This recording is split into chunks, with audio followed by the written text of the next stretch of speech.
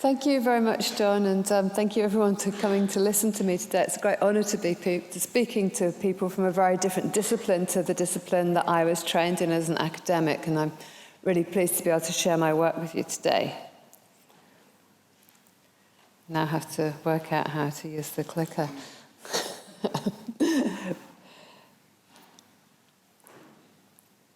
I want to start, though, by acknowledging the traditional owners of the lands upon which we meet today, and also upon which we carry out much of the research I'm going to speak about today at Monash. I've got it, yeah. Thank you. So the Wurundjeri and Burung people of the Kulin Nation, I pay my respects to elders past, present and emerging, and acknowledge that these lands remain unceded and always were and always will be Aboriginal land.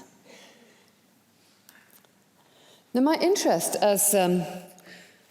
I should first say that I've trained as an anthropologist and as an anthropological filmmaker, and since then I've worked across many different disciplines, actually, but always keep my basis of my work in anthropology. Much of my work now is around design and futures anthropology and using the video ethnography techniques that John mentioned, which have been at the core of my practice ever since I trained as an anthropological filmmaker over 30 years ago. Now, I've called this talk Future Software for Life in Trusted Futures, and I'm not going to be telling you about how to develop software for life in trusted futures. I want to talk to you about the future context and situation and people and environments that we might likely be working in, and how we go about investigating those situations, how we investigate life in the present and how we seek to investigate life in the future. At the core of my work is this question of how will people, other species, software, hardware, live together in as yet unknown futures? How can we work towards trusted futures and safe futures, where human values and the environment are supported by emerging technologies? So I'm trying to get away from the idea that technologies will shape and drive and influence and make our futures better, that technologies can solve futures and that technologies can solve societal problems. I think it's people who solve those problems. It's people who take us forward, and the question is, how can tech play a role in that? How it can enable us to live better and to survive going forward in the future, in a moment in time where we have a global health crisis, where we have a climate crisis and a geopolitical crisis. Now, but turning to software, where does software engineering, design and development usually happen?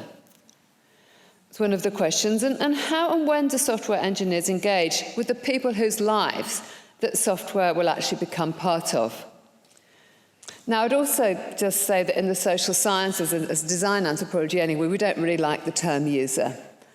So I use the term end user a bit provocatively in a way, because for us, people aren't users. People aren't users, people aren't just users, they aren't just citizens, they're not just publics. People are complex entities who live contingent lives in very complicated circumstances.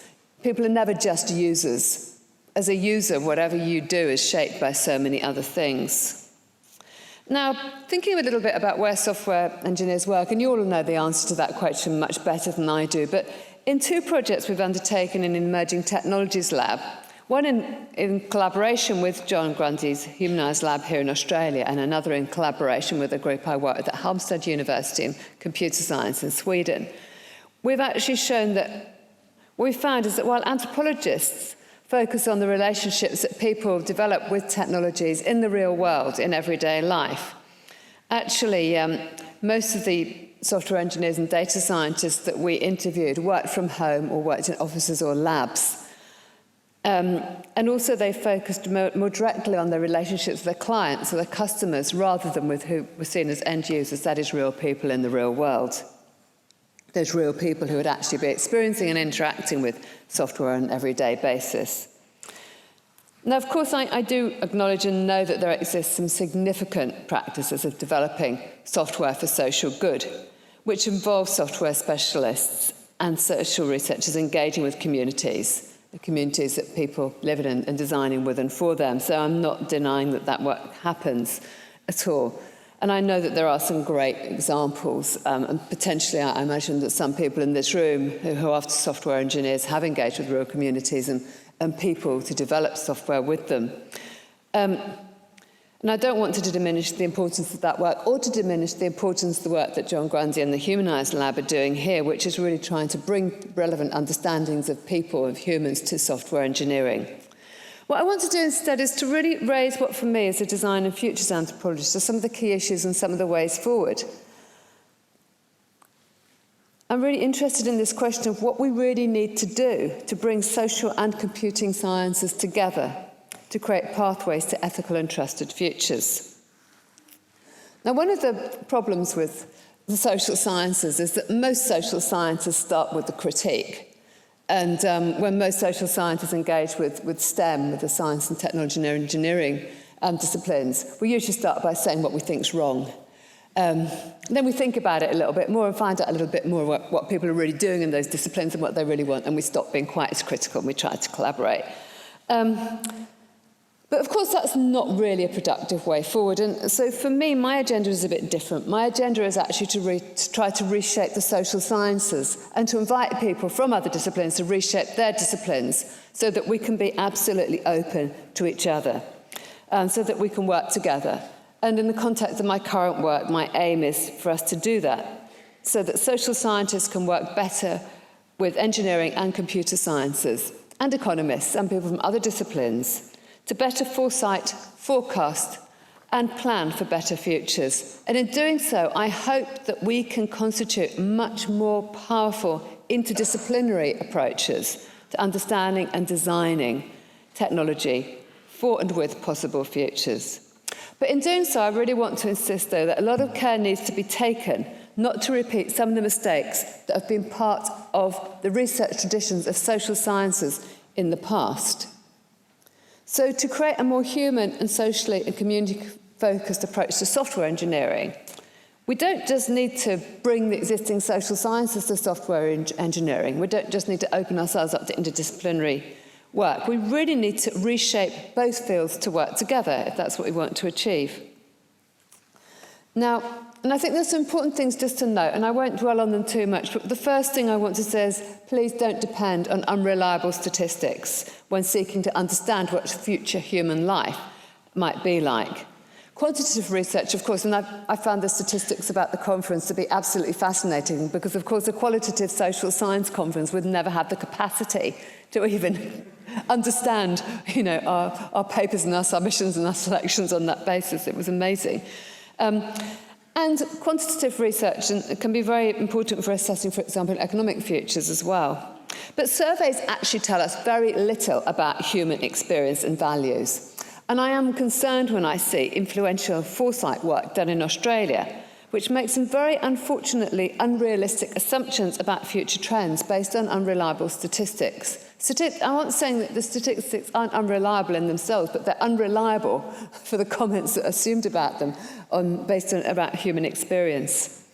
I'm also concerned about how some approaches in the social sciences and in design actually objectify future humans and present them as personas, as aggregated personas. I know personas can be very useful in work which tries to consider what people do, but I would like to warn against the idea of actually assuming that they represent what real people are like at all, because they're not real people. They're aggregated, objectified versions of people. For anthropologists, that's problematic because we think that the objectification of anything is actually unethical and wrong. And the third thing I want to mention is that there has been the philosophy of ethics has really dominated as well. I often find that in work around artificial intelligence and automated decision-making, the idea is how do we learn about ethics? Oh, we get a philosopher, we ask a philosopher. Now, philosophy has done some great work about ethics, but actually, philosophy doesn't account for how people really make ethical decisions in real everyday life. At that moment where they have to make a decision, and it doesn't account for the contingent circumstances that come into play, or with how people imagine their futures. Philosophy actually tends to extrapolate ethics into a set of logics which then become debated as abstract possibilities. The trolley problem is an example, and I won't go into what's wrong with that because it will take me a long time. But it's nothing to do with anything that could ever happen in real everyday life. So the limit, then, of working with some of these disciplines, it's not that they don't bring benefits, but I want to highlight the limitations. As I said, anthropologists are very critical, because none of those disciplines pay real attention to everyday life as it's lived. As John said when he introduced me, that's what our work is about. Those real everyday circumstances, those possible futures. How will software become really entangled in complicated and complex ways in real lives as they're lived? How will the way it's used actually be impacted by those decisions that people make in the moment, according to their own values and their own priorities, according to what they trust and what they believe in at that moment? And our research shows that what people trust, what people believe in, and the kinds of decisions people make are not consistent. Of course, there are principles. But as circumstances change, from moment to moment, people might make very different decisions about how they feel about a particular technology and what they'll do with it.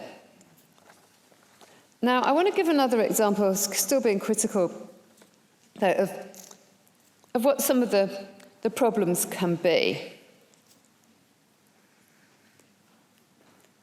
Now, this is a very dominant and influential organisation, really, that AI for People is, it calls itself, and I'm quoting, the first European forum bringing together the key stakeholders as academia, industry, civil society organisations and the European Parliament to lay the foundations for a good AI society, shaping the impact of artificial intelligence. Now, of course, this is worthy work and it's important. It seeks to as it says, it's committed to the development of AI technology in a way that secures people's trust, serves the public interest, and strengthens shared social responsibility. It's authored by a very influential group of scholars and industry contributors who specialise in ethics from the fields of philosophy, law, and computer sciences, but it excludes the social sciences such as anthropology and qualitative sociology completely.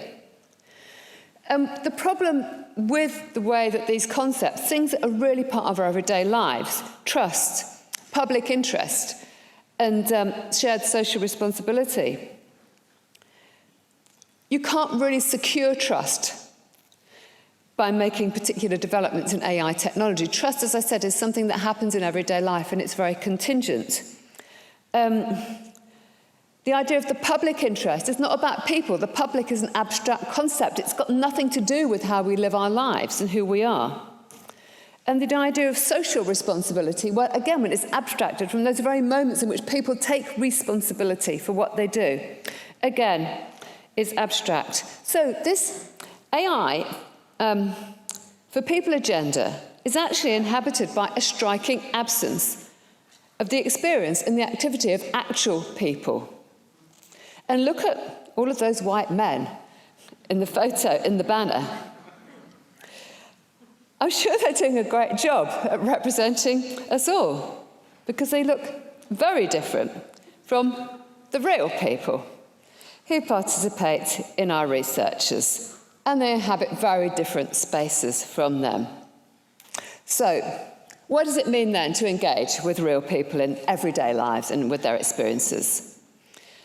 How can we consider their possible futures? Well, what we do in my lab, and what anthropologists more widely do, is to engage with real people and communities in the sites where they actually live, in their homes, in their communities, in their towns, in their cities, the places where they sense, where they feel, where they breathe, and where they do everything else that they need to do to ensure that the flow of everyday life continues. And that's what we've been working on for many years now. So how do we do this? We go there, as you can see. The first principle is to get into people's lives and worlds with them. Immerse yourself there, understand what's important to them.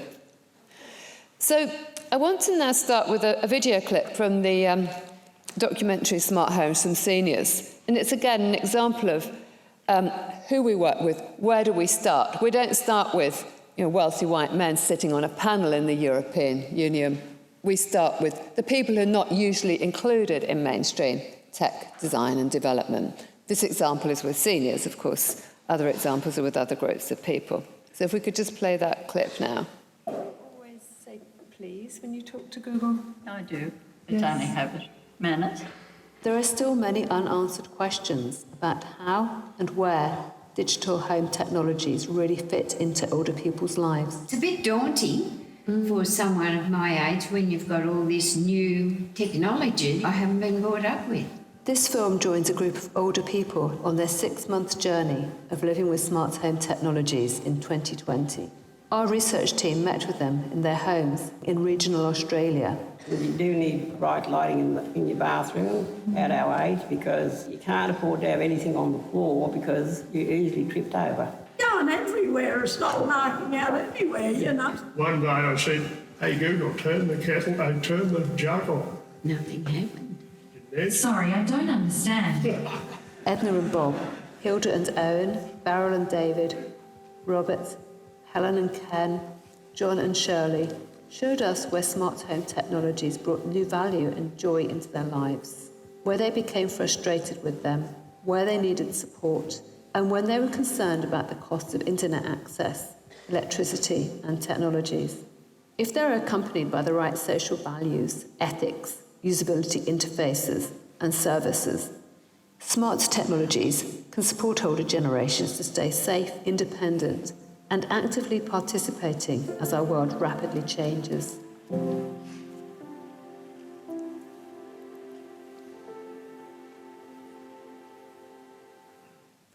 All of our films are actually now fully available in full form. This is the trailer. On our Emerging Technologies Lab website, if people want to follow up and see more.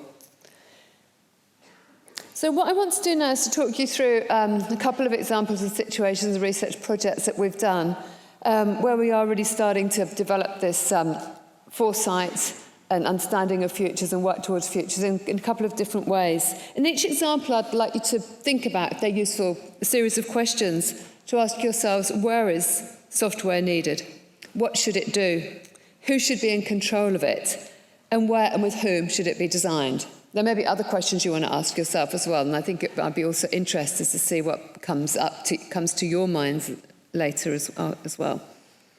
So this project, Digital Energy Futures, is a 4-year project. It's funded by the Australian Research Council and undertaken as a linkage project, which means it has industry partners. It's undertaken with Energy Consumers Australia, Ausgrid and AusNet here. And in this project, we were seeking to develop a new methodology for forecasting residential electricity demand, but through qualitative social research predominantly. Our project had a series of stages. Over the 4 years, we analysed industry visions and trends and scenarios for future tech and future energy.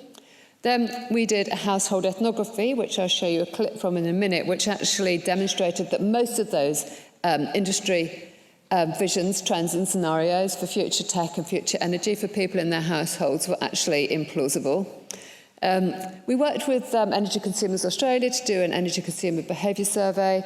We looked at demand management opportunities and reported on those, but we also did a series of futures workshops with households to understand how they expected their futures to be, and we also developed a series of forecasting scenarios. Now we'll first just go straight into the next video to give you some insights into how we did that work, the people we worked with, and what it was like to be with them in their homes. So could you put the next video clip on? Imagine a future life where your smartphone, watch, AirPods and your electric car were automatically charged without you even knowing.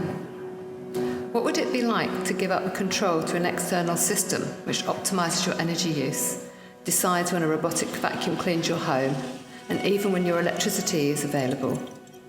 Or are these even realistic or desirable futures?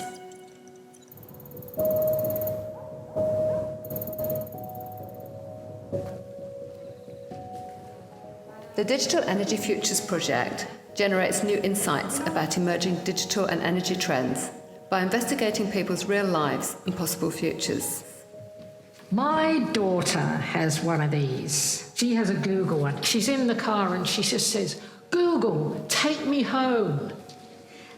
Hey Google, could you set me a timer called Champagne for 30 minutes? Okay, a 30-minute timer called champagne, and we're starting now. What's the champagne for? Well, I want to have a drink and The visions of personalised energy and technology futures, shaped to the desires of the individual, are distant from the personal and family lives of the 72 households who participated in our project. What people really do in the present, and the ways they imagine their own futures, indicate that automated, personalised individual services are not always welcome. Automation is not for me because I think it takes choice away. And I'm a control freak, so I like to have control over my environment. So, If you were offered the possibility, though, of having an automated system which would actually optimise your energy use and decide when all of these things were going to work, could that possibly work for you then? Yes, absolutely. Why not? However, I do need override button. We will not allow for remote control unless it is imposed by government. People creatively tailor their technology use to suit their everyday lives. So to gain the benefits automation offers to the energy sector, we need to align it with their human futures. I found with his mum, and she needs something on the phone, they have to use the translation services. I mean, if those AI can be developed, then that can be replaced. so having automation, to me, is restricting what you can do. And I think technology should expand what you can do.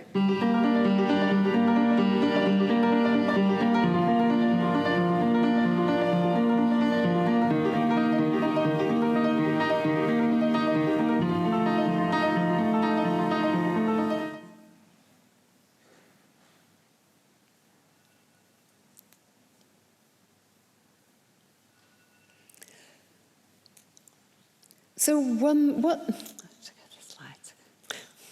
of the findings from this research project, one of the findings, as you saw from the video, was that people were not really ready to sign up to automated systems. Even the people who said yes wanted an override button. People want to stay in control as they move into futures. And one of the key things we found, one of the important findings around that, was that also people want to stay in control because they want to be able to care for themselves, they want to be able to care for their families, they want to be able to keep their families safe moving forward. And they don't trust automated systems, automated control of their energy by external organisations or government or energy companies to do that. One of the questions that was fundamental around that was the question of clean and safe air. So here in Australia, with the pandemic, with the bushfires, with the asthma thunderstorms, and with just living at home more and being more exposed to indoor allergens, the rise of air technology, air purification and filtration technology is really visible. So the market for this tech is growing and growing, which provided us, along with others, this is an example, other insights, into really interesting questions that we needed to ask then about people, about how they imagined the future technologies that they would use. And so as part of our work then, we had a series of futures workshops that explored three themes. One was around the future of air tech in homes, one was around the future of electric vehicles, and the other was around the future life in extreme weather in 2050. And so this is how we did the workshops. These were actually conducted online, and we used interesting methods, which is one of the things I want to tell you about. We created the workshops online partly because of the pandemic, but also because using Miro board, they gave us a great opportunity to ask people to do quite inventive things. So to find out how people imagined their future home air tech, we asked them to invent a new technology. Most people invented a technology that did air conditioning, heating, purification, filtration, dehumidification, and also help to remove particles from mould and all of those kinds of things. So people, and potentially would also remove COVID viruses and that kind of stuff too. So people tended to invent these new technologies that they saw themselves as potentially using in the future. But then we asked them to do some role-playing with us. So we actually asked them to be the technology, and we interviewed them pretending to be the electricity grid. Now, the reason for doing this is because we wanted people to humanise the technology. We wanted them to put their own human values in it. So they would tell us, what would the technology do? How would it work? How would you be controlled by your family? How would you protect your family if you were the technology? What would your family think if you wanted to do this? Would you share the data? How would you ensure privacy? And that method was so fruitful because we were actually able to put those human values and perspective into the technology that they imagined.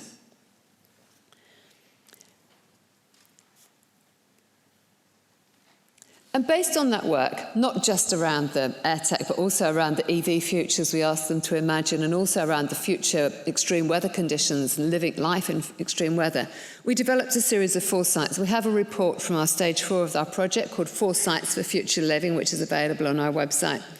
And I'm not going to go through all of the findings, but what I want to highlight is that what this research enabled us to see was a whole new way of understanding and conceptualising what people will do in the future. So we don't just take at face value what people say they would like the future to be like or how they imagine the future. We take those understandings of possible futures and we analyse them. Then we turn them into foresights. And we use those foresights to enable us to actually reframe the dominant assumptions from the industry, which we'd found in our first set of reports, to reframe the way in which we understand and see the future. So what we wanted to argue then from our work then is that futures need to be people-led, futures need to be collaborative, and futures need to be tailored.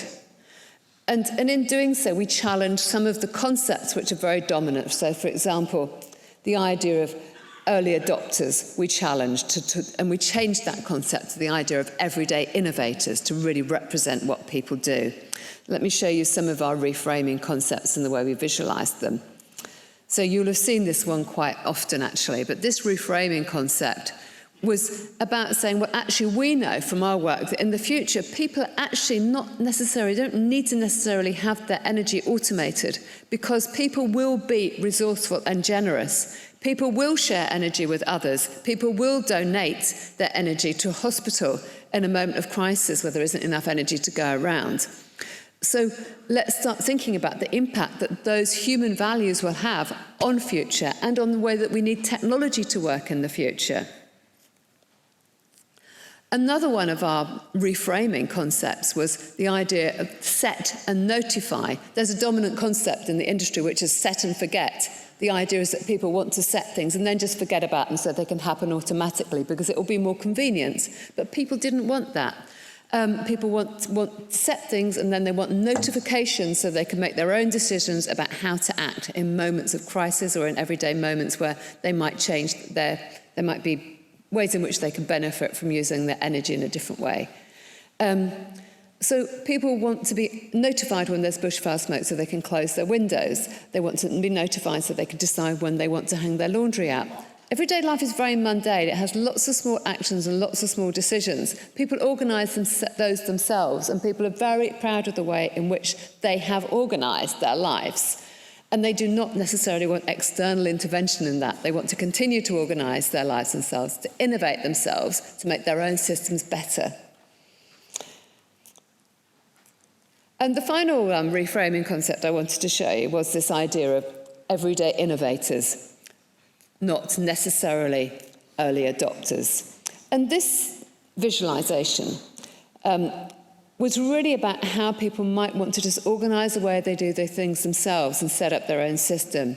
So rather than having a whole automated system, this guy is actually cleaning his home himself, and then he's thinking about, when the song that he's listening to ends, then he'll pop out to the garage and start charging the car with his home battery. Right. So he's kind of organised things in a way that's actually very sustainable in terms of energy, and he's using renewable energy sources, but he is the person who's directing and orchestrating the way that it works. So with all those in mind, and we had a whole series of other reframing concepts, I want to take you onto our scenarios for future living. Now, the scenarios for future living were 2030 and 2050. There were 4 scenarios. I won't go through them in detail because they're all in the reports. What I want to do is to take you a little bit further into one of these scenarios. It's called sunrises and siestas, because it's where we ask you to imagine a future where society adapts to a changing climate and an energy system. But the point is, it's people-led. It's society adapts. Society isn't adapted by technology. And what we see is that extreme weather events are happening. So society shifts to adapt to it. And in response to the way that people are living in this context, then new infrastructure comes in. So we can see that people start living different household routines. People start doing things at different times of the day, depending on when it's too hot to actually do the things you would normally have done in the past at those times of day. Infrastructure is around. There are domes that people can go outdoors under. People work at different times of the day. Kids go to school at different times of the day. And there's a strong focus on community, as well as on renewable energy. We look a little bit more detail in some of these things that happen, and we can see how people are living differently with their animals. People are caring for others differently. Hospitals are running slightly differently. There's more of a community focus there. So these scenarios for the future then, the question becomes, well, what technology, what software, what hardware do we need to ensure that these futures work and support the adaptation of society, rather than asking how can technology shape and create new futures that people will have to adapt to afterwards, because that's where it goes wrong, because people don't necessarily adapt or do what they're meant to do. Right, I'll now just move on to one more project I wanted to talk to you about. This is a different project as regards futures. We weren't predicting far futures. We were working with near and immediate futures in this project. This is a project we did with City of Melbourne in Argyle Square, which is just a little bit on the other side of the river, a bit up into the north of the city, if you have a chance to visit. The project was called City Sensing Data Futures, and it's a project where we had an opportunity to develop a values-based approach to ethical city data. Now, this is a shorter project than the other one, but it involved a whole series of stages, which involved getting there into the real world with people, developing an analysis and principles and concepts, in this case, designing a prototype, and then asking people to engage the prototype, and then working on a future iteration and a design proposal. So again, here we were in the real world with real people. We wanted to understand how people experienced Argyle Square, which had had a series of sensors installed. So the sensors were in different groups, and they were environmental sensors, sensing air quality, soil and humidity. There were sensors that were counting how many times people used the bins, how many times people used the toilets. There were sensors that counted how many people crossed the square and walked through it. There was a bench sensor, which counted how many people sat on it. So there were a whole range of different sensors, and we wanted to understand how people experienced them, how people felt about them, how people felt about their data being collected, what they thought was happening to the data, what fears and anxieties and concerns they had, how they felt about the organisations that were collecting their data and what they thought they were doing with the data. So we really got in there, and we also developed and spoke to people, listened to people, asked people questions, but again, developed an experimental technique, which actually inspired the technique I told you about from the other project, because this project came first. This was a technique called If You Were a Sensor. So we asked the participants to role play one of the sensors in the park, and to tell us, what data would you collect if you were a sensor? What would you do with that data? Who would you share it with? How would you protect the privacy of people in the park? What would you allow people to do with that data? How would you want that data? How would you give that data back to the citizens, to the community, to the real people who use that park? So again, we wanted to humanise the technology and what the technology would do with the data, how it would control it, how it would collect it, how it would store it, how it would share it. So by asking people to do that role play, we enabled them to put their values into the way they imagined future sensor technologies for the park. Now again, we analysed the materials, and on the basis of what we found, what people's feelings were about sensors and data, and sharing and the organisations and institutions that were involved, we realised that we needed to create a way of communicating about the data and obviously thinking about how it would be controlled and how it would be used that felt close to people, that felt familiar, that felt community focused. And based on that, we developed a family of sensors. And we represented that digitally on the website that was accessible through QR code, but we also represented it physically by creating a series of prototype sculptures which were designed to communicate about the presence of the sensors, which weren't obviously visible always, and to communicate about what they did and what their implications were and possibilities were for the people who used the park. So once we'd done that and produced those objects, we then actually trialled them in a public prototype experiment in collaboration with our City of Melbourne partners who did a tour of the park with people who came to participate. And we asked people to engage with the sculptures, to engage with the digital sensor information they could connect to. We asked people to tell us how they felt about it. We asked them to write on the sculptures to get that really close, tangible connection.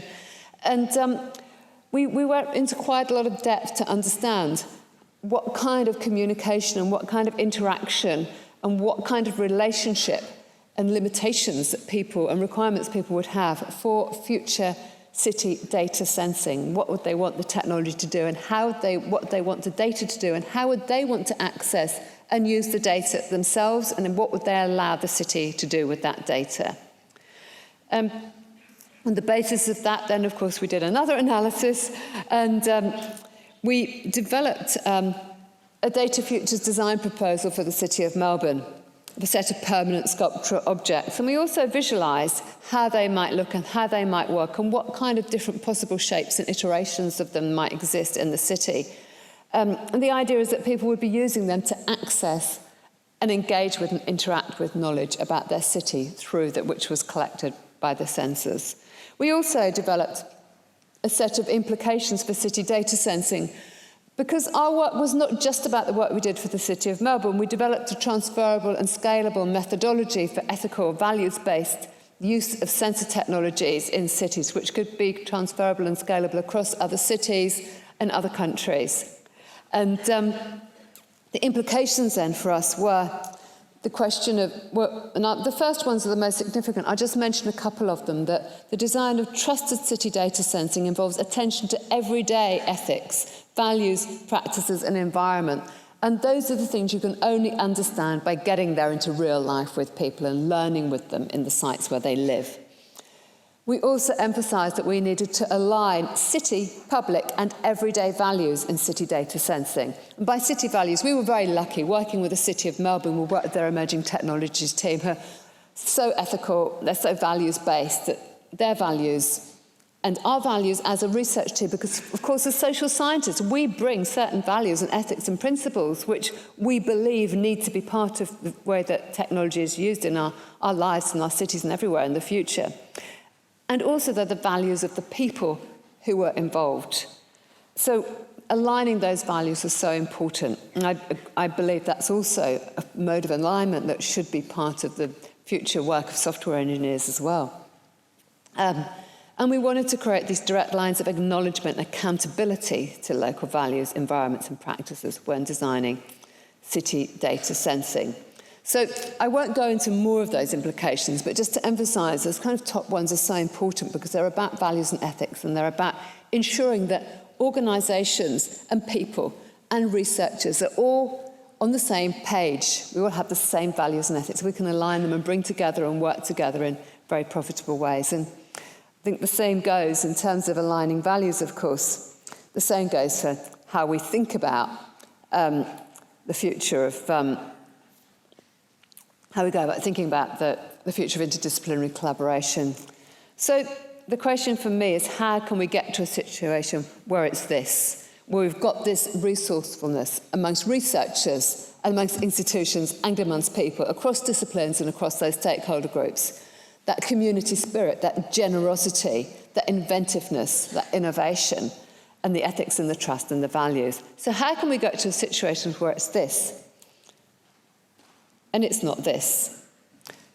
So let's think a little bit more about how we create those communities shared values between those people who design software and the people who use it and the communities it becomes part of. And it's not just a row of white men sitting there in European Parliament making decisions about what the ethics should be and what should happen. Of course, we need regulation and we need all those institutional movements to happen as well, but we need to really be there doing the work with communities. And we need to do it not only in the present, but we also need to do it for possible futures.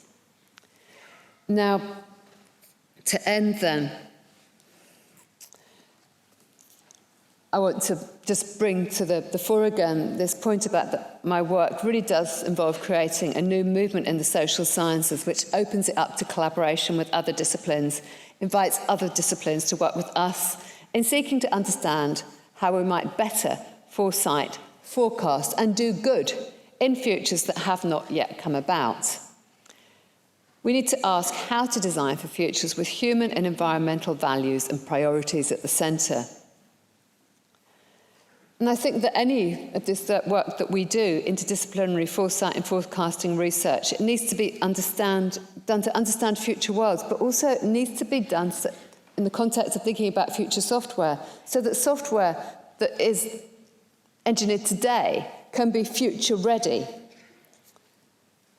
And that's what's so important. We need to have the knowledge that we can work with to ensure that we're not just designing and creating things for now and for tomorrow, but also that they're ready for us to move on into those futures and to understand what those futures could potentially be like, not just from a quantitative and predictive perspective, but to understand how people will mess up those quantitative futures, what people are really likely to do and how we can account for that.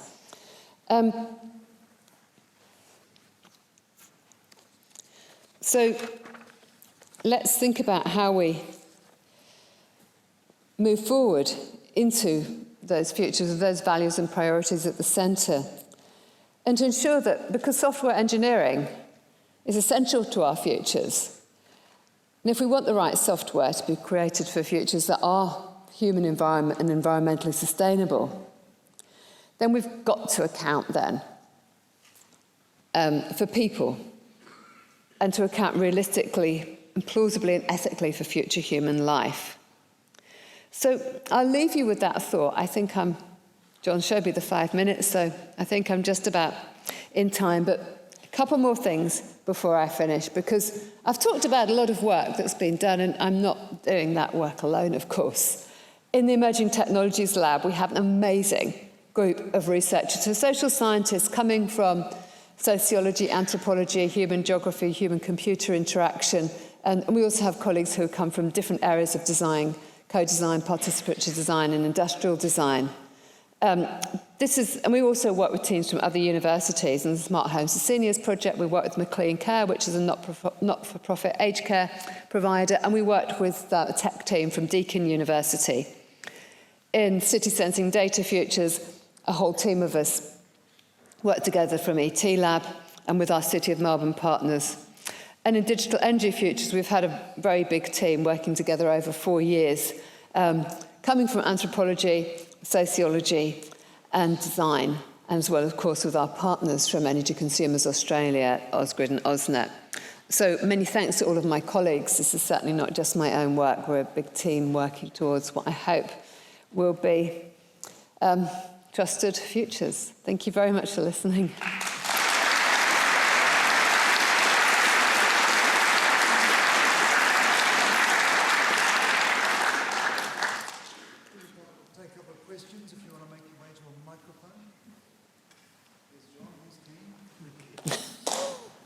Hi, Sarah. Great talk, thank you. So I want to just tease out how we do this. So I think we would all agree we want more human values in software. We want to satisfy people's needs. There's a common refrain that the way to do that is to bring more disciplines. You referred to a version of that, which is if you want to handle ethics, just bring in the philosophers in. I agree, that's not the right answer. I think you are kind of saying the answer might be bring in anthropologists. But to what extent, I've been arguing that the answer might be that, but it's also changing the way we educate software engineers. I mean, software engineers currently get very little exposure to things like ethics. Maybe they take one course in an undergraduate degree and then they forget it all.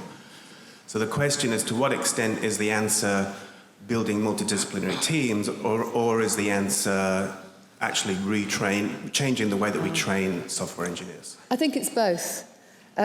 Because the more we train not only software engineers but also social scientists to understand enough of each other's disciplines and to be able to work together, that's how we will be able to move forward to create better interdisciplinary teams.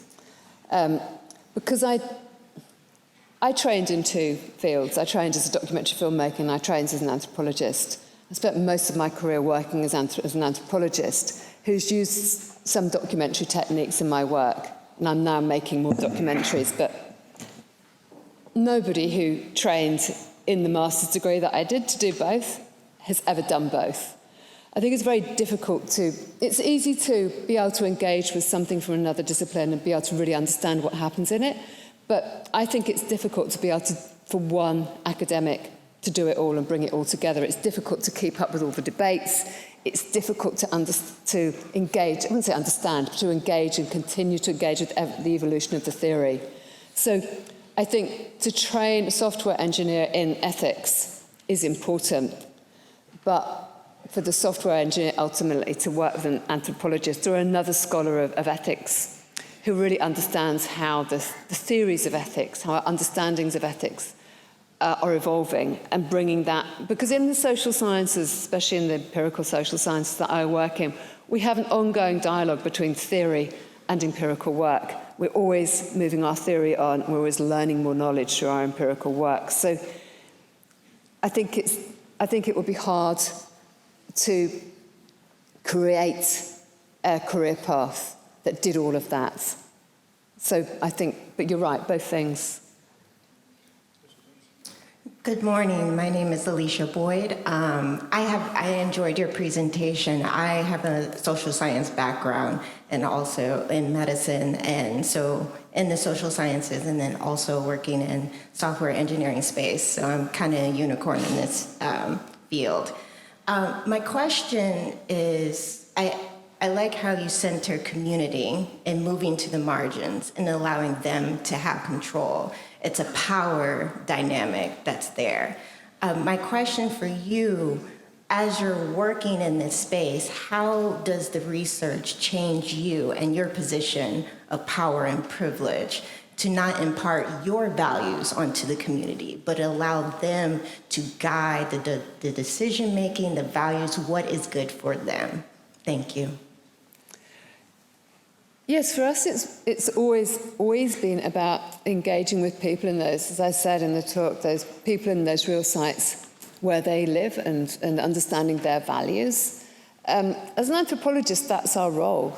It's not about imposing our own values on people and communities. And I suppose when I talked about the values of the research team, the values of the research team are very much more about a set of principles, which is very much concerned with surfacing other people's values and engaging with them and prioritising them. So I think, but you know, again, it can always be contentious because you may be working in an environment where values are contested between the different people there. You might work in two communities who have very different values. And some of those values might be values that you find personally to be problematic, ethically and politically. So, but I think you're very much talking about when we're working with communities who haven't usually been listened to and how we surface their voices, and that's really always been fundamental to what we do.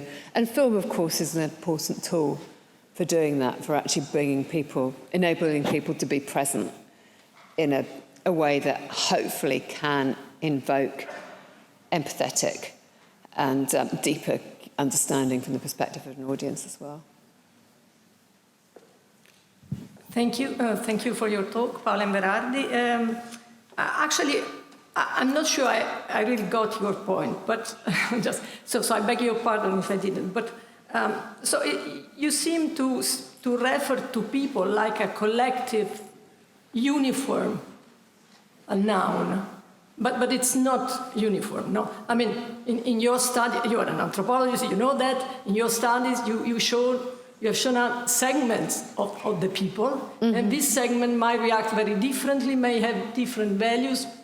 So I mean, I think that this is a big issue. If you would have interviewed Z generation or beyond Z generation, you might have got completely different answer regarding control, for example.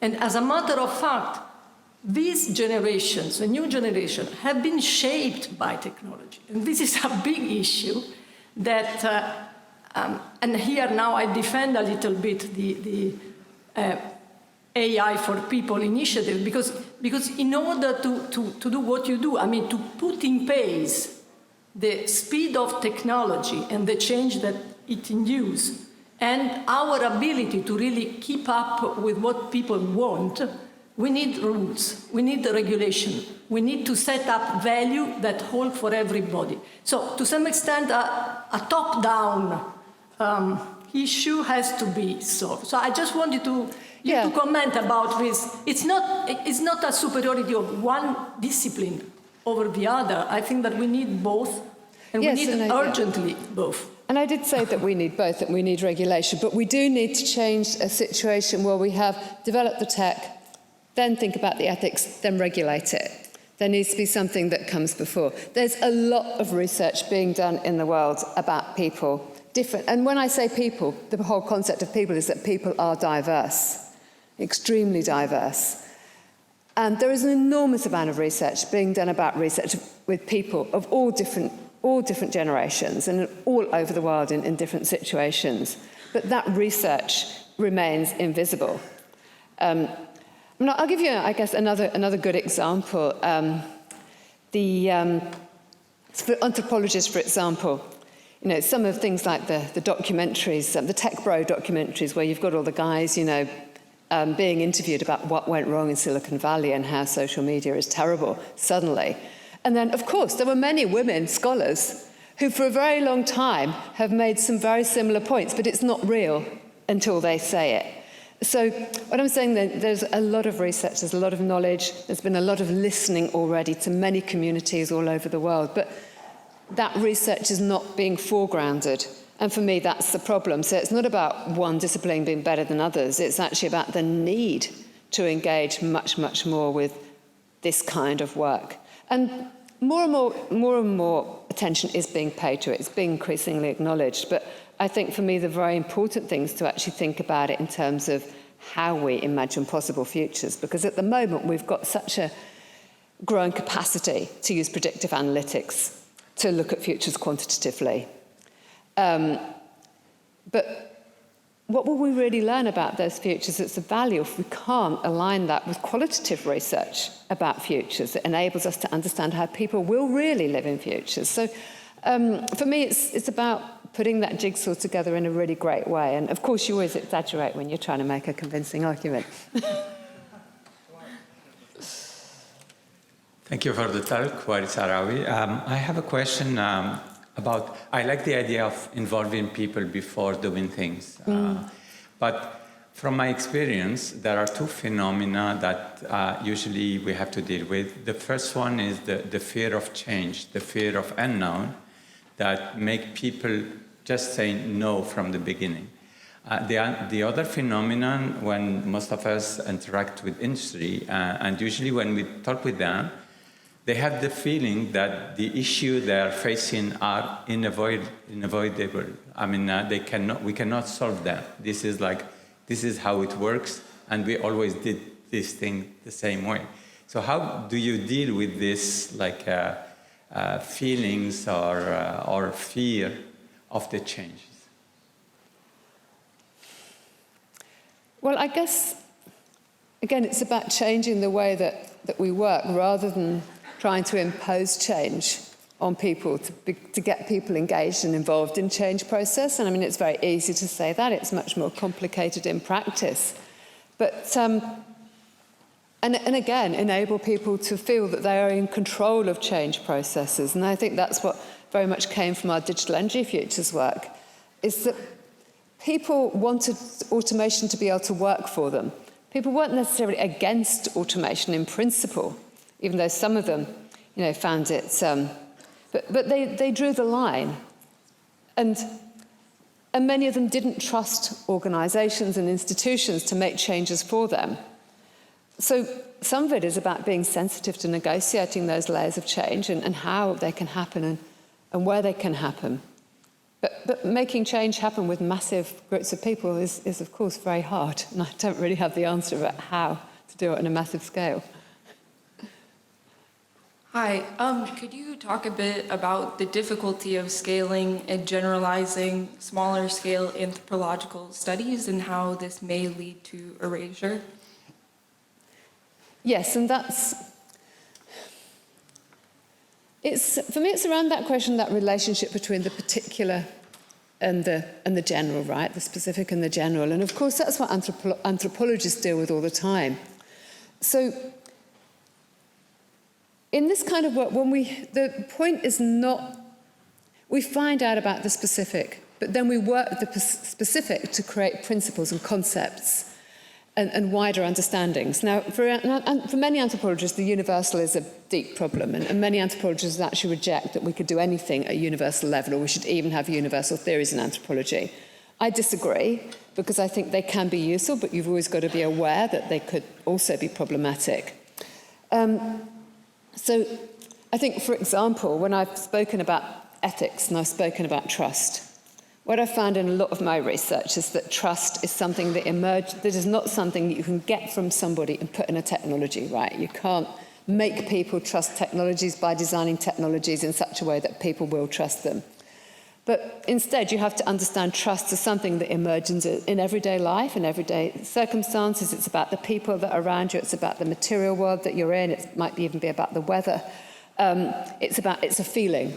And that you can generalise across different societies. It will manifest differently in different situations and according to different cultures and different values and different principles, different ways of being. But that's the kind of thing that you can say is transferable. And if you understand trust in a different way to the dominant mode of understanding trust in the computer sciences, you understand it in that everyday way, and understand that that's probably the way you need to think about trust whoever you're designing for, then that's the way in which an anthropological principle and concept can actually be transferable globally. That's not to say it will work perfectly in every situation, but it gives you a guide in relation to what your starting point could be. Daniela Damien, University of Victoria. Thank you so much for such an inspiring talk about the future of technologies. I really like the statement from one of your end users of smart technologies that said that technologies of the future should not be constraining but expanding what they do. Mm.